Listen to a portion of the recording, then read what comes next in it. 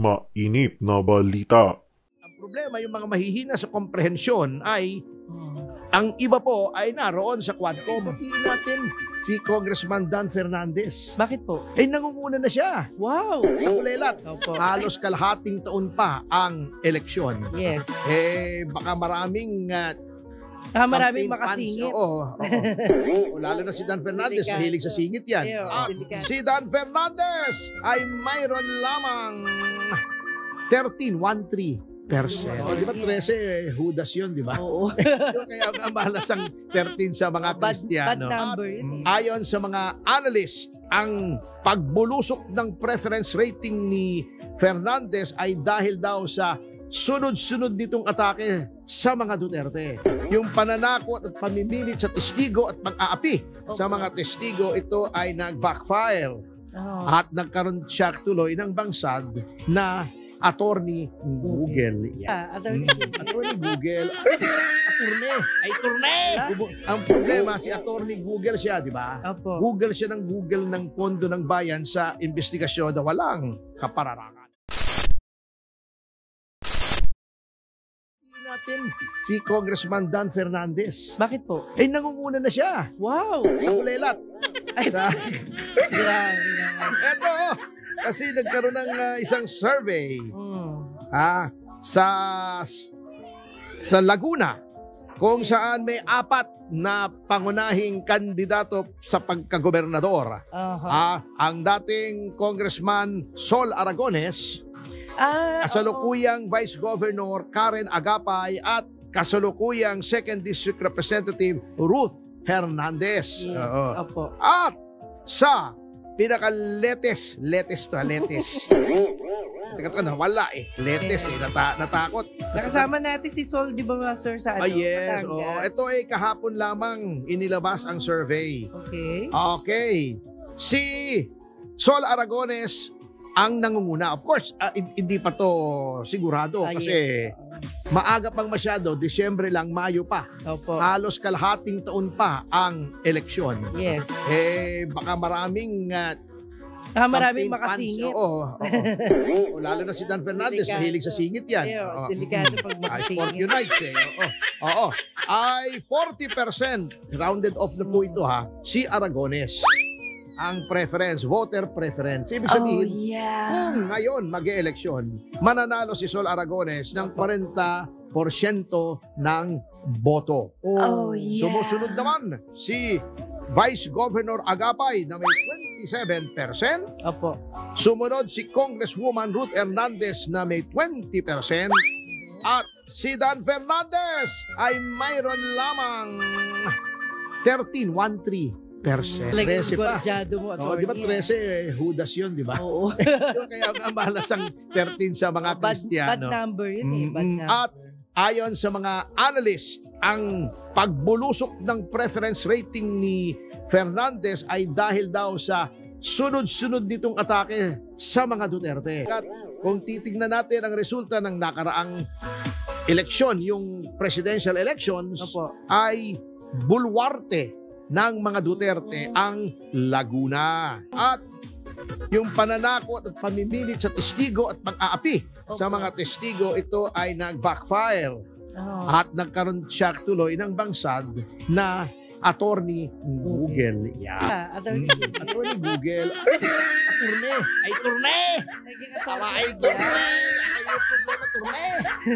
Google nga Ang problema, si attorney Google siya, di ba? Opo. Google siya ng Google ng pondo ng bayan sa investigasyon na walang kapararangan. Kaya yun, 13%. Okay. O nga, kasi si Dan Fernandez yan, 13%. Talagang F na. F na. 13%. First. Si Dan Fernandez. Yan. Anyway, nako, speaking of budget sa eleksyon, alam mo, dapat batiin natin Sino po? si Senator Amy Marcos. Yes. Kanina na-interview ni Sir Dennis. O nga very interesting kung saan kanyang pinapakisuyuan. Kasi hindi naman pwedeng utusan, siyempre. Opo. Dahil presidente. Although, ate siya, di ba? Opo, ate. Mm. Oo. Mas may edad si Manang Aimee, ano? Yes po, opo. Kay Manong Bonget. Bongget. Bonget ba, Bonget? Hindi malala. Bonget ba, Bonget? Ah. Parang poet eh. Wag na, Bonget. Sapagkat napakasama daw ng mga provision. Yan ay tinalakay na po natin, di ba? Yes, opo. Katulad nung pagtanggal ng prioridad sa edukasyon na ito ay lihis sa nakasaad sa Article 14 ng ating Constitution Okay po. na ito ay dapat ang pinakamataas na budgetary priority, edukasyon. Kasi aanhin mo ang malakas na puwersa ng militar.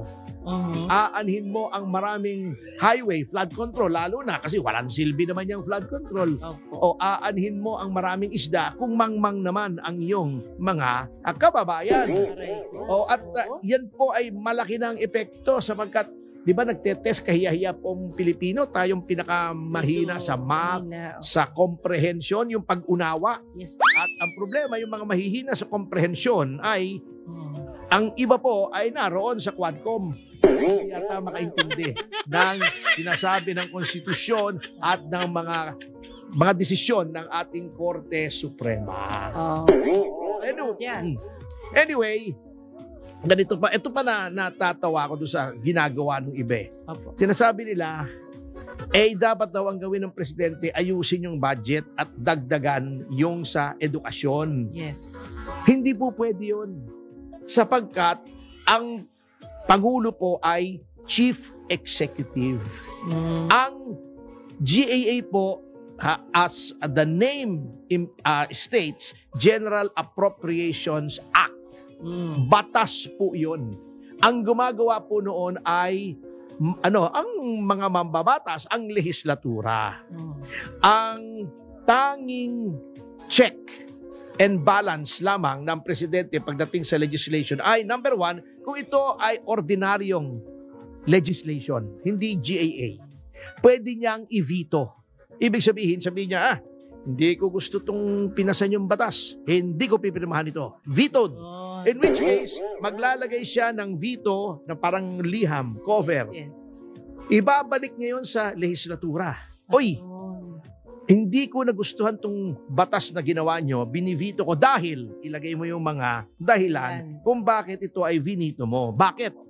Baka naman pwede mag-convene yung lehislatura at magpasa ng panibagong batas na tatanggalin yung mga objectionable portions na ayaw ng Pangulo. Ayun. In which case, pwede mong ibalik ito sa Pangulo. Sabihin mo, Mr. President, yung mga objectionable portions po, yung mga bahagi na ayaw ninyo, wish ninyo betchikola, no?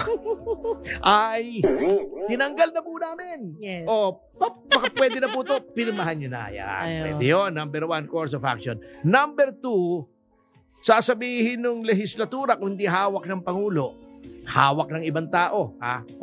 Walang majority ang Pangulo sa lehislatura. Hindi pwede.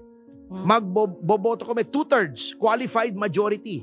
2/3, hindi lang simple majority kasi ang simple majority 50+1. So halimbawa 200 sila o 101, okay na yon. Hindi po 2/3. Ano ba 2/3 ng 6 ng 200?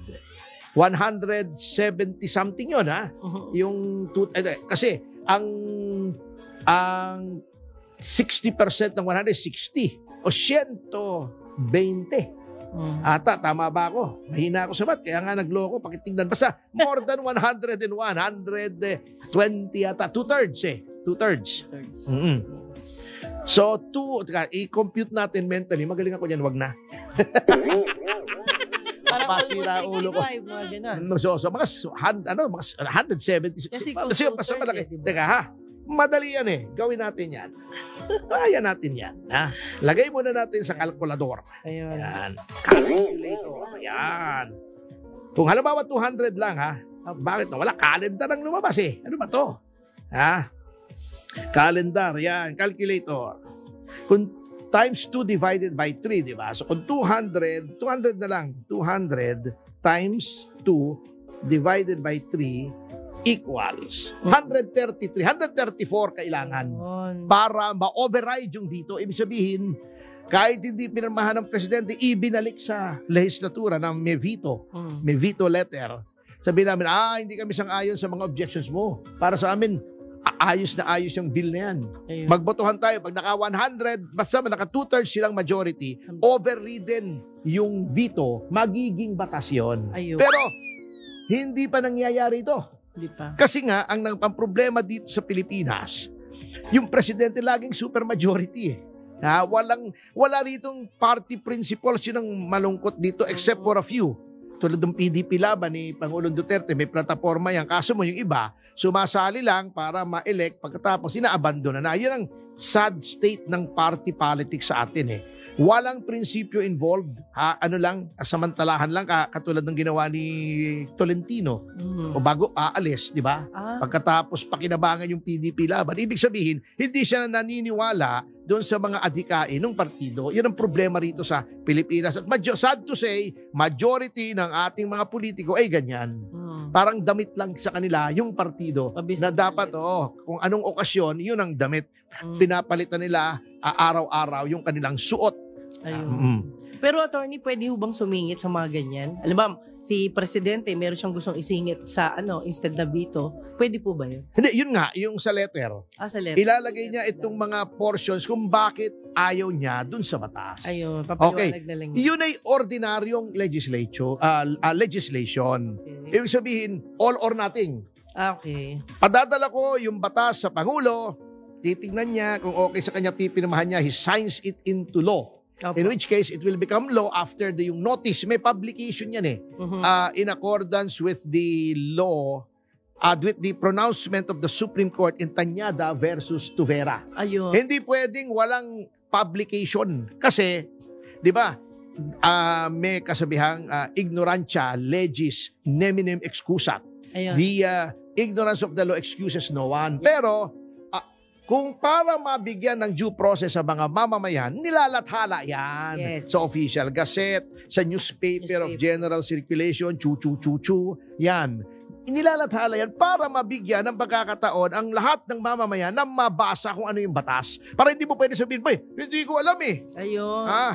Okay. Halimbawa, merong batas pinasa na pag umutot ka sa publiko, ikaw ikukulong. Oo. Umutot ka.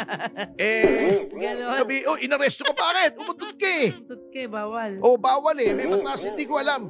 Kung may publication, hindi mo pwedeng sabihin, hindi mo alam. Kasi after publication, everyone will be charged with constructive knowledge of the law. Kaya kinabasa mo kay hindi, since pinablish na namin, kasalanan mo na kung di mo nabasa. Maaring unfair sa iba, pero ganun po yun eh. Okay. Ngayon, dumako tayo dito sa budget. Na di ba tinalakay natin noon, maraming kapuitan. Huwag na natin sabihin kung ano kasi baka naman masaktan sila. Charitable tayo, kapuitan na lang. Okay. Anyway, sa GAA ay pwede ang line veto. Ayun. O line item veto. Isang linya, isang item, pwede mo sabihin, eto ayoko to. Pero, yung mga hindi vinito, kasi ang GAA, ganyan kakapal pag nakita mo Di ba yung batas usually, mga ilang pages lang yun eh. Opo. Etong GAA, lahat ng makinarya ng gobyerno hanggang sa kaduluduluhan, kaliit-liitan na mga gastos, pambili ng sabon, pambili ng walis, naka-state. pambili ng timba, ng map, nandoon. Okay. Pag sinabi ng president, ayoko nito, tanggalin ito, hindi apektado yung rest of the bill. You do not have to veto the entire bill para matanggal yung isang item. Ngayon, buti nga, alam nyo, minsan maganda may voice of sobriety dyan sa Malacanang eh. May wisdom na katulad ni Executive Secretary Bersamin. Siguro, sinabi niya sa presidente, Mr. President, alam nyo, ang dami nagre-reklamo, kamoting kahoy yung budget na sinumiti sa inyo. Hindi naman budget ng Pangulo yun eh. At tulad nga na sinabi ko, di ba, in fairness, may hinihingi siya. Opo. Either dinadagdagan pa yung hinihingi niya o minsan binabawasan. Kamoting kahoy, huwag nyo munang pirmahan, tignan nyo muna. Ngayon, ano-ano ang mga pwedeng gawin ng Pangulo? Di ba? Mas malaki ang budget ng DPWH kasi siningitan ng dilihensyang flood control projects eh. Ha? Puro flood control, wala naman, giba naman at the slightest flooding. Yeah. Mm. Grabe. At yung flood control na yon na 200 something, almost 300 billion, billion to hindi milyon ang pinag-uusapan dito, billion na. Ang naging resulta noon ay mas malaki ang budget ng DPWH kesa sa education, which is unconstitutional. Oh. Patently unconstitutional po yan. Okay. Anong mangyayari? Kung tatanggalin niya yung flood control, ang mangyayari na, makukyure na. Ito ipinyon ko lang naman makukyure na yung depekto na mas malaki ang budget. Budget daw, French. Budget. Oo. Ng DPWH kesa sa edukasyon, mas lalaki na yung sa edukasyon. Pero, bagamat pwedeng magtanggal ang Pangulo, hindi niya pwedeng sabihin, uy, yung 300 billion, lagay natin sa iba. Hindi po niya pwedeng gawin yun. Hindi pwedeng transfer. Oo. Ang pwede lang niya gawin ay i-veto.